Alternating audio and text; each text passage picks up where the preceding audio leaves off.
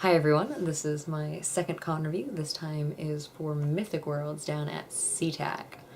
It was a rather small convention, which I was pretty much expecting, but nonetheless, a very enjoyable one. Unlike Wizard World down in Portland, I had a very different experience. Mythic Worlds was pretty much started off on a wonderful foot when the orchestrator for the entire hall, the vending area, was walking around at the very beginning on Thursday night asking us if we needed anything else, if there was anything that she needed help with. There was a ton of volunteers who were only too ready and willing to jump in and lend a helping hand. Me and my dad, the captain, drove down on Thursday night and we set everything up. Tried out the new display, as I'm sure some of you have seen on my my various social media platforms, and it was great. It was crazy trying to get it all ready in time.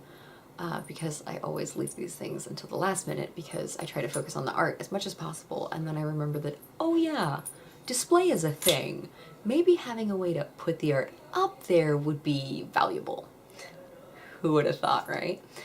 Yeah, so we got everything set up Thursday night, we drove back, and I was all ready to go on Friday morning. Had a entertaining miscommunication with my table partner, who was going to be vending with me the whole weekend, Liz, about carpooling down. I didn't realize that because our communication had switched a little bit, that she thought that I was going to meet her down there. I was still on the plan that we were going to carpool down together, so I was waiting and waiting and waiting for her to come. And then when she goes, "I'm here," I go, "Great, you can park in my driveway." She goes, "Oh no, at the hotel." So I ended up being late to the first day. Yay! It's the way you start a con off, right? Everything goes wrong. But it could only go up from there, right? And it was great. Liz was an absolute joy to have around. I've tabled with her before in the past. She used to actually sell at conventions several years back. She was who I used to table with at AukiCon actually, and so SakuraCon, which was really nice to have somebody who already knew basically how I run a table and what my selling style is and isn't going to be surprised by how boisterous I can be at times. So Friday was quiet, not quite ghost town. We did have some customers coming through, but quiet, and I heard from some of the other vendors that it was pretty slow for them as well, which I expect. Most Fridays at conventions are just that. There's not a ton of people coming through.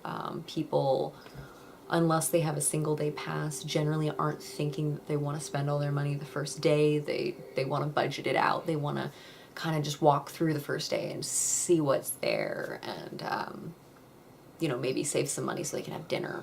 Who knows? Crazy people who want to eat and pay rent. Don't they know they should blow all of their money on art? My art specifically, but everybody's art. So during Friday, while it was nice and slow and quiet, I decided to play around with my Copic markers, which I hadn't used in about 4 years. I did this. See if I can get the lighting right. Yay! I'm a fawn! Yay! Prince. I did that on Friday and then put some stickers and said, "Hey, ask me about commissions." Not really expecting anything would happen or come of it, and not really thinking to market it very well, because A+, I have almost no marketing sense. Really. Good plan there. So Saturday came around and we slowly started to get people coming in, which was nice. And I was still just kind of not really doing a whole lot. Midway through, I think maybe around noonish, a guy ended up stopping by, and he noticed my little fawn there and asked me about commissions because, hey, he followed directions. No, it was really sweet, and he said that he wanted a commission. So I was like, great. What do you want? He goes, surprise me, artist choice. So okay, do you like monsters? He goes, yeah, yeah. How much is it? And I'm thinking to myself, oh crap. Deer in the headlights moment. I hadn't actually thought that far ahead. I sketched a fawn, and I did some copics, but I hadn't actually thought about what value to attach to a commission. So I'm scrambling here very fast. And so I just threw out $20. And he was, great, okay. So he gave me the 20 and, and all great. And I told him, he could come by in, maybe an hour or two and it should be done. So he starts to walk away and then he stopped. And he turned around and he handed me a 5 and then scurried off without saying anything more. And it was one of the sweetest things that has happened in a while. I'm not used to getting tips. Artists don't tend to get tips. And I've had some absolutely phenomenal commissioners and patrons who have. I've done a digital piece for them and they've thought to tip on the PayPal receipt, the invoice. And every time I'm so blown away by it. As an American, there's certain industries where we have come to expect tips to come from or to be given to, and art is generally not one of them. And so it means a lot, that this is actually something extra that he just thought to do. So I was like very moved. It's really not hard to like make me feel warm and fuzzy inside. You give me a piece of fruit or an extra $5 and I'm yours, pretty much. Yeah. So I ended up doing the commission for him, which was a kudu and a lion mixture. Came out pretty fun. I was actually surprised how well it came out, mainly because, again, haven't used markers in years. And they're a very different media than computer. Digital art. Ooh, my stuff. Not markers often. And he, came back later and seemed to be really happy when he picked it up, so great. And then the gals sitting next to me, I keep referring to them as the glitter gals, but they're actually North Star glitters, were pretty excited to see me working on stuff, and so they asked if I would do a commission for them, something that would fit with their brand label. And sure, happy to. What do you kind of want? Do you want something mythical to reflect that we met at Mythic Worlds? And they said, yeah. And I go, okay. And their whole thing is that they do cosmetics with glitter that doesn't come off. And so the idea that their glitter doesn't come off, that it's preset in a gel and whatever, I was like, oh, okay, so your glitter's pretty resilient. It's pretty tough. What's tough and mythical? And all I could think of was like Tinkerbell, because Tinkerbell's amazing. And so I was like, okay, punk rock pixie. So I worked on that and got it inked and everything, and started some of the colors and stuff by the end of Saturday, and told them that I'd finish it up Sunday morning. Had a great time with my brother and his wife, and then came back bright and early Sunday morning, earlier than I wanted to because of all of their birds and cats and dogs and animals that woke me up. Yay! Got in nice, a little bit early before the con started. Ended up even getting to walk around and actually do a circuit of the vending hall. Sadly, almost all of the people who I knew who were there, all the artists who I wanted to talk to, weren't at their booths yet. It's like, darn it! The one time that I'm going to actually take for any sort of socialization, and no one's there. And it figures. Plus, I'm really bad about leaving my table to go talk to people. I hadn't actually done traditional commissions down at Mythic Worlds. I hadn't even thought about it. And so they were really excited, and she totally wanted a piece and wanted a really adorable idea of a fox with antlers and a fairy crown. Flower crown. Which, excuse me, but antlers and flower crowns? Yeah, totally my jam. So I got to do a little fox with antlers, and then another person came by and she wanted one of her personal characters, her RP characters and stuff, and I was like, great.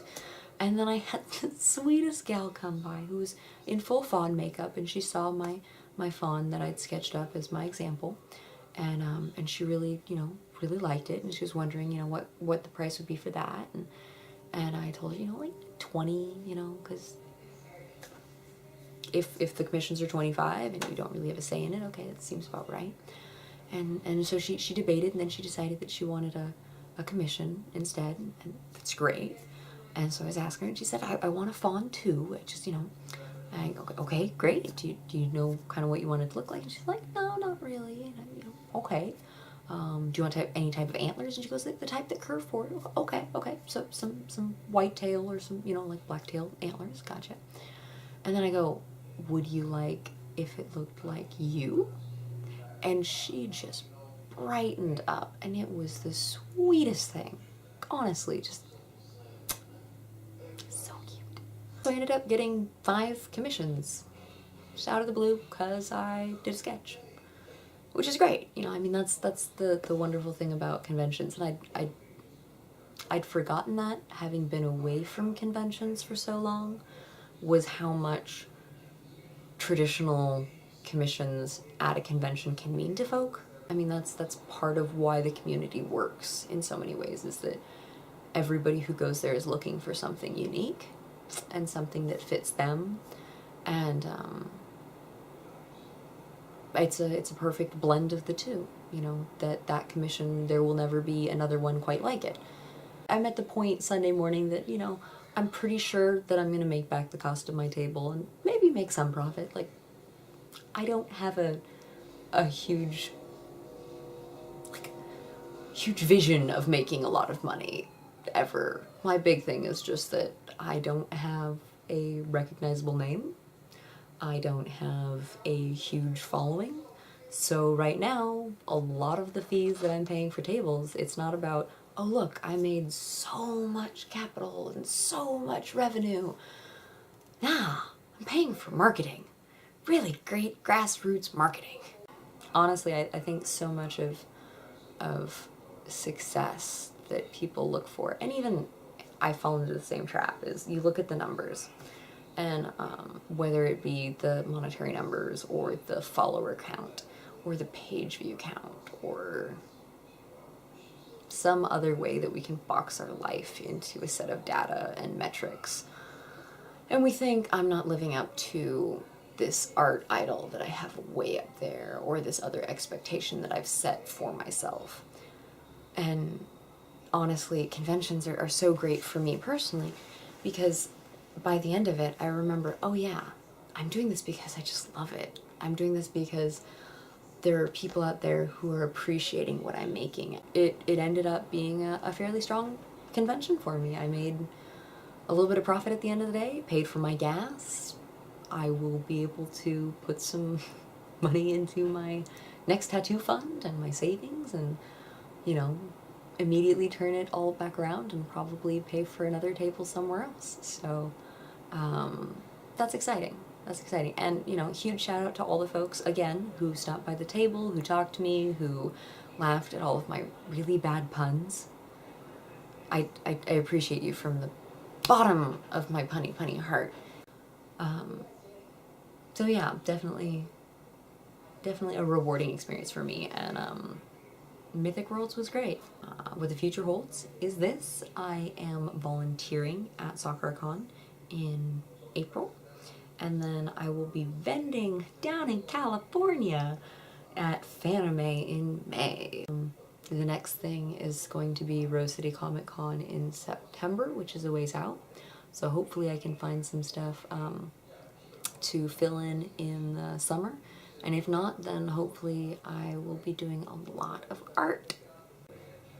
Thank you so much for watching, and feel free to click subscribe. Subscribe down there. And upvote the video, ask any questions, make some requests if there's something that you'd like me to discuss or rant about. Yeah. Hey, bye!